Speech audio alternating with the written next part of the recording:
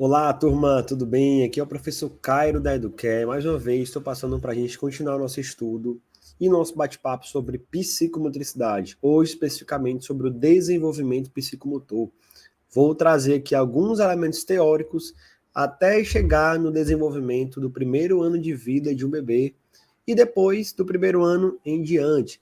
Então, se você é novo ou nova no canal, se inscreve aqui abaixo para acompanhar todo o nosso trabalho com esses e outros conteúdos, mas especificamente esse com psicomotricidade, que é um tema bem diferente aqui do canal, que é um tema mais pedagógico, mais informativo, são elementos importantes para o desenvolvimento de uma pessoa, tá? Então, se inscreve aí, deixa o teu comentário aqui abaixo para saber o que você achou e lembra de clicar no link da playlist, vai ficar aqui abaixo, ó, no primeiro comentário do vídeo, para você clicar e assistir toda a playlist na ordem que está sugerida lá, para você aprender mais sobre esse assunto e, obviamente, poder usufruir de todo esse material aqui bom e gratuito, beleza? Então vamos para a tela, eu vou compartilhar com você aí a minha tela para a gente continuar o nosso estudo falando sobre desenvolvimento. Na nossa última aula, eu concluí a aula falando sobre a afetividade como parte dos fundamentos do desenvolvimento psicomotor. E hoje eu vou trazer aqui alguns elementos especificamente do desenvolvimento, onde nós temos em alguns dicionários e alguns autores o significado de desenvolvimento como fazer crescer, melhorar, progredir, sempre caminhando para esse lado da melhora. Porém, nós temos um outro olhar aqui na área psicomotora, que é as implicações psicológicas que esse indivíduo sofre, os movimentos corporais, as suas interações e a maturação cerebral. Esse é o desenvolvimento. Então, nós temos um desenvolvimento completo. Quando a gente pegar a palavra na área psicomotora, lembra que eu estou falando de indivíduo como um todo. Psicológico, cognitivo, motor, movimento, e isso tudo faz parte do indivíduo como um ser integral. Não consigo separar esses elementos. A gente até separa para estudar, né, uma perspectiva mais didática, porém, quando eu falo de indivíduo, na psicomotricidade, eu sempre tenho que falar dele como um indivíduo integral, como um todo. E aí, nós temos essas áreas que acontecem de maneira simultânea nesse desenvolvimento. Tudo aquilo que esse indivíduo vivencia vai ter uma implicação psicológica, e isso faz parte desse desenvolvimento. Movimentos corporais, como parte do desenvolvimento de habilidades do corpo, aquela parte mais física, e as interações que entram, inclusive, aí as afetações, o afetar e ser afetado, entram as relações que esse indivíduo possui ou vai possuir, tanto com as pessoas como com os objetos. Isso faz parte desse desenvolvimento. E, no fim de tudo, né, nós temos a maturação cerebral, que também a cada mês, a cada ano, nós temos a maturação do cérebro, que faz parte também desse desenvolvimento. Então, você percebe que o desenvolvimento na área psicomotora é algo bem complexo, um elemento aí bem que dá para aprofundar ainda mais esses estudos, né? E especificamente falando aqui do desenvolvimento psicomotor, eu trago uma citação de Conceição, que ela diz o seguinte: a interação existente entre o pensamento, consciente ou não, e o movimento efetuado pelos músculos com a ajuda do sistema nervoso. Ela conceitua o desenvolvimento psicomotor. É isso aqui. Existe um pensamento e existe um movimento. Se tem o pensamento e o movimento, eu tenho o desenvolvimento psicomotor. E aí eu destaque aqui que está entre vírgulas. Esse pensamento é consciente ou não. Então, isso justifica um bebê possuir um desenvolvimento psicomotor. O pensamento do bebê não é consciente, porque ele ainda não tem a maturação suficiente para pensar de maneira consciente. Porém, como o pensamento também é considerado o não consciente para o desenvolvimento, aí, subentende-se, fica claro que o bebê também tem desenvolvimento psicomotor, e não só as pessoas que têm consciência desse processo. Desse modo, o cérebro e músculos influenciam-se e educam-se, fazendo com que o indivíduo evolua, progredindo no plano do pensamento e da motricidade.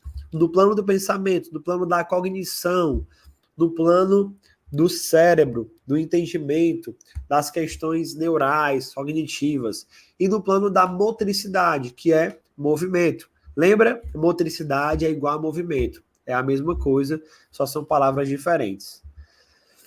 E aí, nós temos aqui o entendimento do qual é o objetivo do desenvolvimento psicomotor. O indivíduo vai se desenvolver, isso é um processo natural, porém existe um objetivo para isso, que é o controle do próprio corpo com a possibilidade de executar ações voluntárias e a de expressar-se por meio delas. Olha que interessante isso. Então, o objetivo do desenvolvimento psicomotor é gerar consciência nessa pessoa. Consciência, tanto no sentido do controle corporal, como na execução de ações voluntárias, executar do jeito que ele quer, como ele quer, quando ele quer, e a de se expressar por meio delas. Então, olha que fantástico. Enquanto o bebê, mais uma vez, ele joga um objeto, ele arremessa, ou até mesmo uma criança bem pequena, que não necessariamente é um bebê, mas uma criança ali que já está com mais ou menos 1 ano e 8 meses, 1 ano e 10 meses, próximo ali dos 2 anos, né? Nós já temos esse indivíduo como alguém que está explorando muito o ambiente, e ele quer pegar as coisas, ele quer arremessar, quer levar até a boca. E existem ações que ele está executando ali para aprender a controlar o próprio corpo, só que ele não sabe ainda. E aí, à medida que o desenvolvimento vai acontecendo, ele vai começando a ter controle do próprio corpo. Joga devagar, não corre, vai mais lento, sabe? Esse processo de educação do corpo, ele vai acontecendo aí. E ele começa a controlar o próprio corpo, tem essa consciência, tem essa ação voluntária ao longo do tempo, e ele vai poder se expressar por meio delas. Então, isso é bem interessante. Esse é o objetivo, gerar consciência no campo do controle corporal, das suas ações e das suas expressões por meio desses movimentos.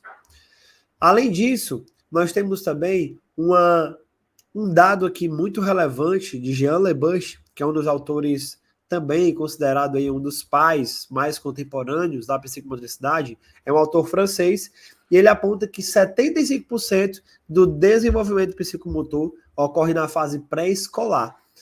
E o bom desenvolvimento desta área facilitará o processo de aprendizagem futura. Então veja como é importante isso aqui. Qual é essa fase pré-escolar? Falando de legislação brasileira, nós temos a pré-escola na faixa etária de 4 a 5 anos. Essa é a pré-escola. Se eu tenho um indivíduo na pré-escola, eu estou falando dessa faixa de idade, 4 a 5 anos. Então, 75% do desenvolvimento psicomotor acontece nessa fase, aos 4 e 5 anos. Então, nessa fase, a criança precisa ter muitos estímulos, com brincadeiras, jogos, experiências corporais, porque a partir daí ela vai ter um bom desenvolvimento nesse processo de aprendizagem futuro. Por que tem muita criança que tem dificuldade com a leitura, com a escrita? Porque não teve essa área desenvolvida. Entendam, tudo que eu falo de aprendizagem no futuro tem que ser vivenciado nessa fase pré-escolar. 0 a 5 anos é a faixa de idade em que nós precisamos estimular. Por isso que a característica das escolas de educação infantil, creche, são de brincadeiras. Não é porque é só o brincar pelo brincar, mas porque precisa do brincar para que o indivíduo, a criança, consiga se desenvolver depois. Você perceba uma coisa, você deve conhecer adultos, outras pessoas do seu convívio, que tem dificuldade em saber o que é esquerda e direita, que tem dificuldade com noção de espaço, que não consegue dirigir porque tem medo de bater. Então, essas várias dificuldades, elas são apenas uma consequência do que essas pessoas não tiveram na sua infância, especificamente nessa primeira infância ali, do 0 aos 5 anos, nessa fase pré-escolar. Por isso que é tão importante que esse indivíduo brinque muito, tem estímulos, que quando ela chegar aos 6 anos de idade, depois de tanto estímulo, ela vai estar pronta para vivenciar qualquer tipo de esporte, qualquer tipo de movimento. Por quê? Porque ela já vai estar preparada para aquilo. E além dos esportes, ela vai ter uma maturação cerebral muito mais interessante do que aquela que não teve a vivência, para que ela aprenda a ler e escrever com mais facilidade. Então não precisa apressar a criança no ato da leitura, no ato da escrita. Calma, deixa as coisas fluírem naturalmente, deixa acontecer. Só que influencia e estimula o brincar, o movimento do corpo. Nós temos córtex cerebrais e eles precisam ser estimulados, especialmente o córtex motor, o córtex pré-motor, que entra essas questões do movimento. O movimento faz com que a criança aprenda depois a escrever e a ler com mais facilidade. O movimento faz com que a criança aprenda a falar, inclusive. Então estimula, entenda que 75% é muita coisa. São 3/4 do desenvolvimento, para que ela tenha uma aprendizagem futura muito mais interessante, muito melhor, com muito mais facilidade. É isso que Jean Lebas está alertando. Além disso, nós temos o entendimento também que a criança, desde o nascimento, apresenta potencialidades para se desenvolver, mas que ela não depende somente dessa maturação dos processos orgânicos. Processos orgânicos são processos naturais do corpo, processos biológicos, tá? É isso que está falando o processo orgânico. Senão também do intercâmbio com o outrem. O que é isso aqui? É o relacionamento com outras pessoas, com as interações. Então, além da maturação do processo orgânico, além do processo biológico, que é um processo natural, essa criança precisa também interagir com outras pessoas. E esse elemento é o de maior importância na primeira infância, primeiríssima infância, que vai do 0 aos 6 anos. Que isso está exatamente de acordo com o que foi apresentado anteriormente sobre as experiências com brincar, com jogar, com toda a experiência na creche escola ou nessa fase aí pré-escolar, das vivências, brincadeiras, das interações. Está tudo de acordo. Ela precisa interagir, precisa brincar com outras crianças. A criança precisa de criança. Então, que ela tenha essas interações. E a gente entra aqui no primeiro ano de vida, especialmente no primeiro trimestre. O que vai acontecer? A criança tem essa postura, uma cifose global, tá?